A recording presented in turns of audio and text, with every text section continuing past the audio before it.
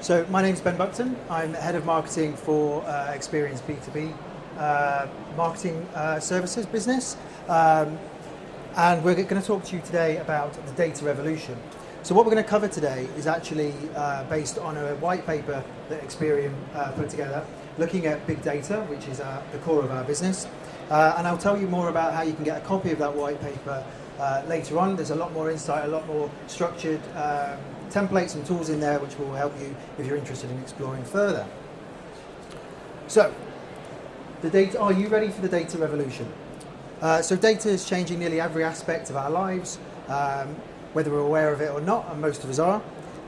When we browse the internet, we're presented with adverts based on our likes and our preferences. When we order a taxi, it knows where to come without us even telling it.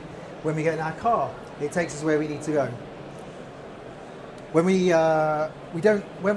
think about the data revolution for our businesses, and we need to explore how do we prepare for that? How do we make sure that our systems, our processes, and our teams are fully prepped to take full advantage of it and to protect our businesses? So what we're going to cover today. So we're going to touch briefly on the changing customer expectations in the B2B world. We'll talk about how data is creating new opportunities for you with your customers. We'll have a look about what it means for you and your data strategy, if you have one. And we'll have a quick look at some businesses that are really capitalising on data, both in the B2C world and how that then translates into B2B. So, obviously, your customers expect more, a lot more than they used to. So data's made things faster, easier, cheaper, and things are now more tailored to an individual. And that's true across the B2C and the B2B world. We're no longer satisfied to stand in a bank, for example, waiting in line. You know, anything that we used to do with a cashier, we now do on a mobile app, or we do it a multifunctional cash machine. In fact, you know, if we're delayed by just a few seconds in life, we stand there tapping our foot, feeling very frustrated. I'm sure everybody can relate. You know, we join a gym, we expect a program to be put together for us, which is tailored to our goals or our body shape. If we go to a grocery store, we expect to be able to pay with our points. If we go online to buy something from a clothes store, we expect them to know our size, our preferences, our styles. In life, when a business contacts us, they better know who I am, and they better know what I want and what I expect from them. And in B2B, it's no different. And I think, as we all know, in every B2B relationship, there's a very big C. And that's a decision maker, that's ultimately the person that makes the choice and will consume your product or service. Their expectations aren't driven by the last B2B business that they work with. They're driven by every experience that they have, both online and offline, every day.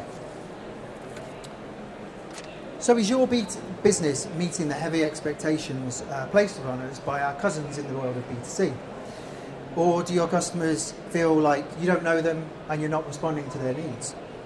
I'm not asking that question to be kind of provocative in any way, but just, you know, really starting to help businesses understand that the expectations of B2B customers are changing at a rapid pace and would be very different today as what they would have been, say, just 3 to 4 years ago. So rather than just highlight the huge opportunities that we have as B2B marketers, it's also looking at the opportunity to build longer, more meaningful relationships with customers. So how do we do that? So it's using data to stand out from the crowd. So we all know it only takes something pretty small to delight a customer.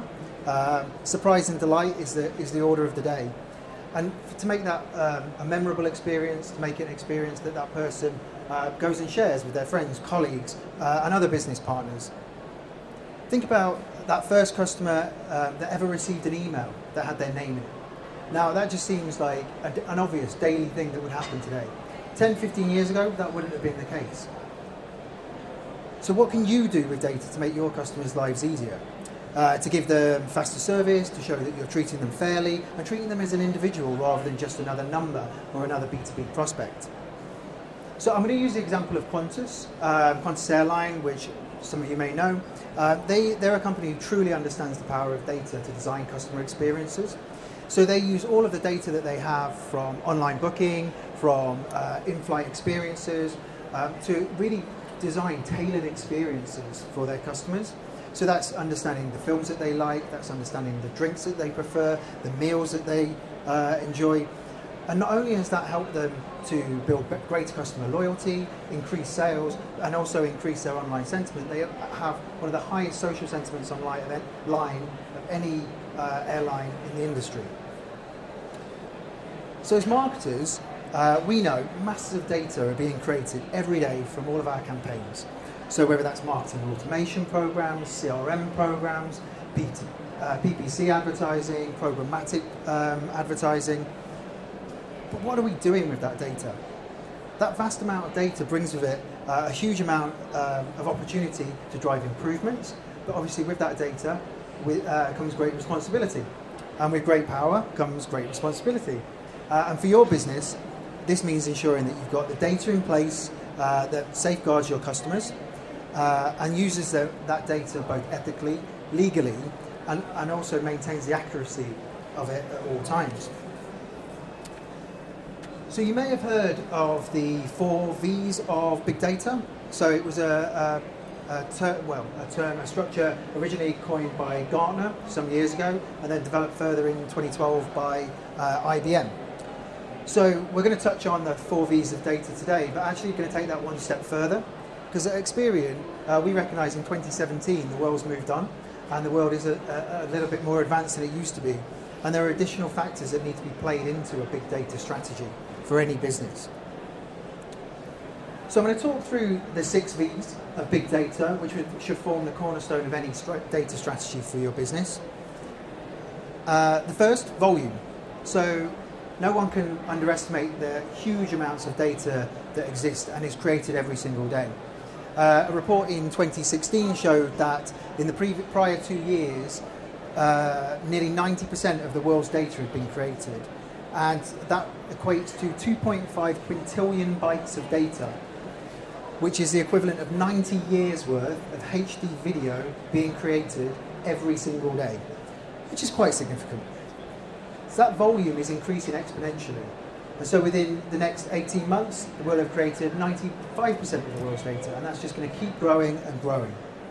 But with that opportunity, it gives us an opportunity to learn more about our customers, to adjust our thinking, and not only to create great experiences for them, but also to create great products for them in the first place. The key for that is how do you, with all that massive data, extract value from it? The second area, velocity. The velocity of data, the volume of data that's being created means that there's a huge requirement for faster processing and faster ability to use that data. So we have to process it quicker, we've got to analyze it quicker, and then we've got to make decisions on it as rapidly as possible. As marketers, huge opportunity to stand out from the crowd, stay ahead of the game, but also a huge risk of obviously being left behind. By receiving that data, acting on it in a quick and efficient manner, you're going to make decisions that benefit you, and benefit your business, and benefit your customers, and hopefully all three. If you're making decisions based on latent data or out-of-date data, obviously there's a huge risk that then gets presented to your business. Variety. So this causes a huge issue for a lot of businesses. More than ever today, data is gathered in many different formats. So whether that's thinking about website logs, tweets, geospatial data, the variety is tremendous and ever-changing and will ever grow and adapt. And at Experian, we see this every day for our clients. And we help them ourselves using our data to append to their own to help them draw additional insights from. But just rather than adding on top and adding to that volume, it's around how do you take the different variety of data, start to bring it together and make sense from it. It's easier said than done. Obviously, trying to piece together that complex jigsaw is a really complicated job to do, but the first step is to create that 360-degree view, and then understand how your business can then begin to harness the power of it. The final V from IBM is veracity, and veracity means accuracy of data. And I don't think anyone can argue with the fact the accuracy of data is probably one of the most important areas to get right. as we've obviously already talked about, there's a huge opportunity in understanding our customers and improving their experience. However, there's a big risk if we've not got the right data, we can't make the right decisions based on it. It can lead us to make the wrong decisions, it can lead us to make bad decisions, that can impact customer loyalty, that can prove to be damaging from a brand reputation point of view, and also damaging for relationships. As data controllers, everyone in this room who's a marketeer has got a responsibility to ensure that the accuracy of the data that they hold on their customers is as up to date as possible and as clean as possible. And when we start to think about the future and thinking about the right to be forgotten and new laws that are coming in place, we have to make sure that we've got processes and structure in place to make those things happen and to clear data and clean data whenever a customer asks. So moving on to the areas which Experian have now identified that really start to add more weight to the big data strategy of B2B businesses. Vulnerability. So again, no one can argue that we have a huge responsibility on us, not to just ensure that the data that we hold is accurate and up to date, but to ensure that we're protecting that. The onus is on us to protect that data, use it in an ethical, legal manner, and show ourselves to be trustworthy from a customer point of view. And that trust is the cornerstone from a relationship point of view for our customers. Or the other option is we can prove ourselves to be unworthy. We can lose trust, perhaps forever. We can create a poor reputation in the market. We can create a poor reputation in an industry and lose respect and potentially market value off the back of it. So you think about brands like Yahoo, like TalkTalk, huge high-profile data breaches that they incurred, which had massive impacts on their stock value, on their customer volumes, and that was by not having the right protections in place and not having the right structures in place to make sure that they were protecting their customers. The good news for all of us is that customers are a lot more willing now to provide us with their data, and they're more comfortable to share that data. So as part of our white paper, we ran a survey of B2B and B2C customers, and over 69% said they were more than happy to share personal information with brands as long as they were getting an adequate and a proportionate response in terms of offers, deals, or products or services that they wanted to access. And at Experian, we used our customer data to also help our B2B customers find the customers that they want to deal with in the future. As marketers, you've got an opportunity to strengthen your reputation, engage customers, and safeguarding the data that you've got with them. But also, if you think about how do you take that to the next step? So how do you actually create more trust by being transparent with the data that you hold and actually what you do with that data? There's a huge white space there. Only 14% of customers understand what businesses do with their data and how they use it. There's a huge opportunity there to stand out and to make a difference. The final area, and it does sit at the top because it is clearly the most important, is if you can't extract that value from data, then everything else becomes kind of rather expensive and kind of a pointless exercise. Data only becomes valuable when you understand it, you understand how you can use it, and how you can use it to improve your business or to improve an experience for your customer, but hopefully both. So you've gone to great lengths to make your customers feel comfortable in giving you the data in the first place. You've got all the systems in place to protect that data, to make sure that you can use it. You've got data scientists and analysts building great models to start visualizing this data. But actually, if you can't extract, when you extract those insights from that data, if you're not using it to make great decisions that create value for the business, then it was a pretty pointless exercise. You've got to make sure that you've got the processes in place to extract that value. So to understand what is the data actually telling you, what are the insights that you can draw from that to make business changes, to make process changes, to make experience changes for your customers, because that's the whole point.